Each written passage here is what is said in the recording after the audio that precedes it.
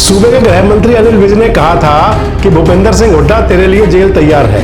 हुड्डा रोज नए नए सबक बात दिखाता रहता है। भूपेंद्र सिंह हुड्डा, तू समझदार क्या दिखाता है? तू जिंदगी में दोबारा मुख्यमंत्री नहीं बन सकता। तेरे लिए मैंने जेल में तुम्हारा क्या करूं? अब उनका जवाब दे रहे हैं दीपेंद्र सिंह हुड्डा। दीपेंद्र हुड्डा कह रहे हैं डराते किसे हो? और कोई ऐसी जेल नहीं बनी बीजेपी के पास जो हमें ईमानदारी से लोगों की लड़ाई लड़ने से रोक सके। दीपेंद्र हुड्डा कह रहे हैं कि भूपेंद्र सिंह हुड्डा कहीं जेल से डरने वाले नहीं है। हमारे तो पिता और दादा अंग्रेजों के जमाने से ही इस प्रकार के जुल्म का सामना करते रहे हैं, मुकाबला करते रहे हैं। मेरे दादाजी 8 साल जेल में रहे अंग्रेजों की काली कोठरियों में। तब ये नहीं पता था देश आजाद होगा कि नहीं होगा। तब भी हमने जायज लड़ाई लड़ी थी। हुड्डा साहब में वो संस्कार हैं, हमारे में वो संस्कार हैं।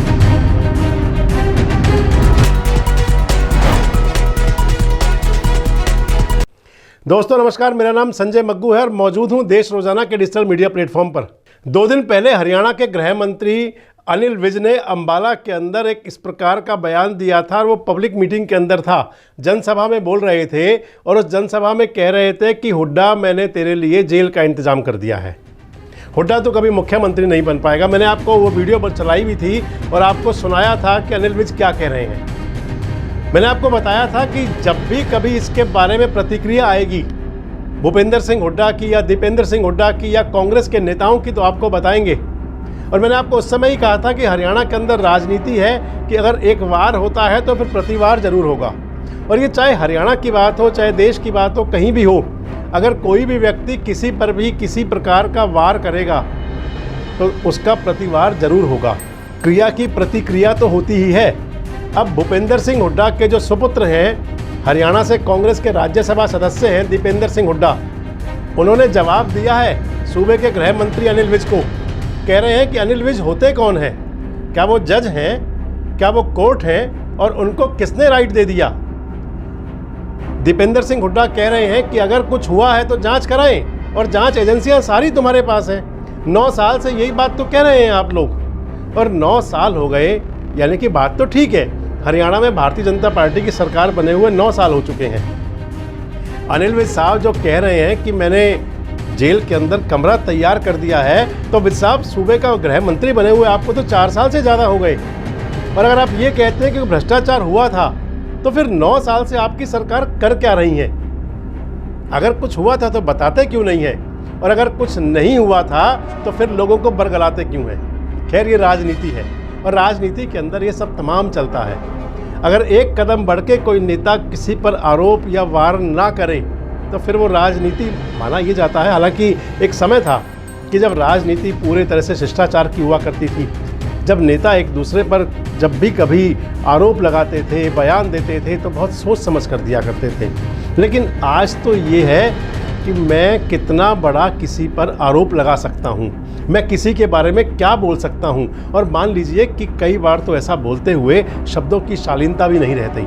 अनिल विज साहब सूबे के गृह मंत्री हैं, पुराने नेता हैं, कई बार विधायक रहे हैं और मान लीजिए कि उनका अपना एक कद है। लेकिन हम एक बात ज़रूर कहेंगे कि जो विज साहब उस दिन भाषण में बोल रहे थे कि हुड्डा तू क्यों सब्जबाग दिखाता है, हुड्डा तू कभी मुख्यमंत्री नहीं बन पाएगा, हुड्डा मैंने तेरे लिए जेल का कमरा तैयार कर दिया है, तो ये राजनीति के अंदर जो इस प्रकार के विवादित बयान होते हैं, बयानों को विवादित ही कहा जा सकता है कि भाई अगर कुछ हुआ है, कुछ किया है तो कानून अपना काम करेगा, जांच एजेंसियां जांच करेंगी, न्यायालय में मामला जाएगा, वहाँ से सब कुछ दूध का दूध और पानी का पानी हो जाएगा। क्योंकि हम इस लोकतांत्रिक देश में हैं और हमारे इस देश के अंदर, भारतवर्ष के अंदर सबसे बड़ी जो लोकतांत्रिक प्रणाली के अंदर अगर हम मानते हैं कि जो न्याय का मंदिर है, अदालत है, जब भी विभिन्न प्रकार की जांच एजेंसियां, पुलिस है और तमाम जांच एजेंसियां हैं, स्टेट गवर्नमेंट्स की और सेंट्रल गवर्नमेंट्स की, वो जांच करती हैं। जांच के आधार पर अदालत में मामला जाता है, अदालत उस जांच के आधार पर अपना फैसला देती है और उस फैसले को सब शिरोधार्य करते हैं। लेकिन इस प्रकार के जो बोल होते हैं, जो ये बातें होती हैं, ये मान लीजिए कि राजनीतिक पारा चढ़ाने के लिए बहुत ज़रूरी है। यही कहा जाएगा ना कि राजनीतिक पारा चढ़ाने के लिए इस प्रकार की बात कही जाती है। एक वार होता है, फिर प्रतिवार होता है, उसके बाद में एक दूसरे से लोग बयान पर बयान देते हैं और राजनीति करने वालों को जहाँ एक मसाला मिल जाता है, वहीं लोगों का, मैं तो ये कहूँगा कि एंटरटेनमेंट साथ हो जाता है। आज एंटरटेनमेंट का मुद्दा भी बन चुका है सब कुछ, कि मैं कुछ कहूँगा और फिर आप कुछ कहेंगे और उसके बाद में उस पर वाद विवाद होगा और लोग उस पर अपनी प्रतिक्रिया देंगे।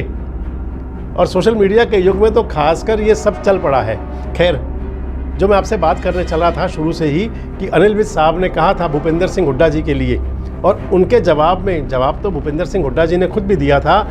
उनके साहबजादे दीपेंद्र सिंह हुड्डा ने कहा है, दीपेंद्र सिंह हुड्डा ने ये कहा है कि कोई भी जेल, किसको डरा रहे हो आप, कोई भी जेल हमें रोक नहीं सकती देश सेवा करने से।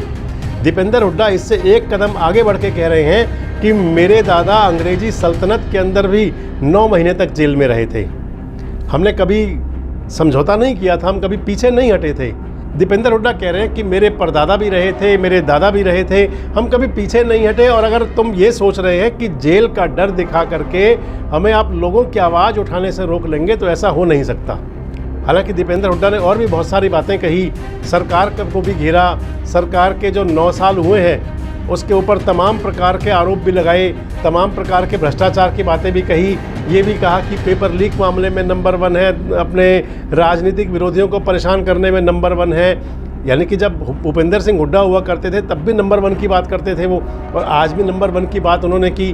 तब वो कहा करते थे कि नंबर 1 हरियाणा क्या क्या हमने कर दिया, आज वो कह रहे हैं नंबर 1 हरियाणा की आपने क्या क्या खराब कर दिया। कोई ऐसी धमकी नहीं है इनके पास और कोई ऐसी जेल नहीं बनी बीजेपी के पास जो हमें ईमानदारी से लोगों की लड़ाई लड़ने से रोक सके। मेरे परदादा जी को काले पानी की सजा हुई थी अंग्रेजों के समय, मेरे दादाजी 8 साल जेल में रहे अंग्रेजों की काली कोठरियों में, तब ये नहीं पता था देश आज़ाद होगा कि नहीं होगा, तब भी हमने जायज़ लड़ाई लड़ी थी। हुड्डा साहब में वो संस्कार हैं, हमारे में वो संस्कार हैं। हम ईमानदारी से हरियाणा वासियों की, देशवासियों की, भारतवर्ष की लड़ाई लड़ने के लिए हम लड़ाई लड़ते रहेंगे। बीजेपी के पास कोई ऐसी धमकी और कोई ऐसी जेल नहीं है जो हमारी उस लड़ाई में लड़ने में हमें रोक पाएगी। ये हम उस जवाब का जो उन्होंने बोला ना, उसको आप सुना देना जिन्होंने बोला। और दूसरी बात, ये जो बारी बारी बोलते हैं कि ये जो है ये आज नहीं बोल रहे, 9 साल से बोल रहे हैं। क्या ये कोर्ट हैं? क्या ये जज हैं? कैसे बोल सकते हैं? कोई सरकार में बैठा हुआ कोई व्यक्ति, आज आपने बोला, मेरे से प्रश्न पूछा कि इतने घोटाले गिनवाए, तो मैंने यही कहा कि जांच होनी चाहिए और जांच के उचित कार्रवाई होनी चाहिए। मैंने नहीं कहा कि किसी को जेल में डलवाएंगे, किसी को जेल, क्योंकि ये तो प्रजातंत्र का तो ये तो नियम है कि जांच हो। ये इनको किसने अधिकार दिया भाई ये कहने के लिए? और यही हम कह रहे हैं कि प्रजातंत्र को बचाने की भी लड़ाई है। तो ये जवाब था, और मैंने आपको पहले ही कहा था कि अगर विज साहब ने कुछ कहा है तो फिर जवाब ज़रूर आएगा, और उसका जवाब आया है। और जवाब में ये कह दिया है कि हमें डराने की कोशिश मत करो, हमें इन जेलों से डर नहीं लगता, हमारे परिवारों ने संघर्ष किया है, और चाहे वो अंग्रेजी सल्तनत थी और चाहे कोई और राज रहे हों, कोई भी डर हमको जनता की आवाज़ उठाने से रोक नहीं सकता। वैसे आजकल दीपेंद्र सिंह हुड्डा भी पूरी तरह सक्रिय हैं। एक खेमा संभाल रखा है भूपेंद्र सिंह हुड्डा जी ने और दूसरा संभाल रखा है दीपेंद्र सिंह हुड्डा जी ने। और मान लीजिए कि कांग्रेस के जो पिता और पुत्र यानी कि भूपेंद्र सिंह हुड्डा और दीपेंद्र हुड्डा रोज़ कहीं ना कहीं होते हैं, जनता के बीच होते हैं, जनता की बात कहते हैं और वो बात जनता तक पहुंचाते हैं अपनी जो उनको पहुंचानी है, क्योंकि चुनावी माहौल शुरू हो चुका है। दीपेंद्र हुड्डा ने भी कहा है कि सरकार 11-12 महीने की नहीं, सिर्फ 7 महीने की है। कह रहे हैं 3 महीने तो आचार संहिता रह जाएगी केंद्र के लिए और 1 महीना आचार संहिता लग जाएगी हरियाणा के लिए। 4 महीने निकल जाएंगे, मात्र 7-7.5 महीने की सरकार है और उसके बाद जनता फैसला कर देगी। जनता तो फैसला करेगी ही।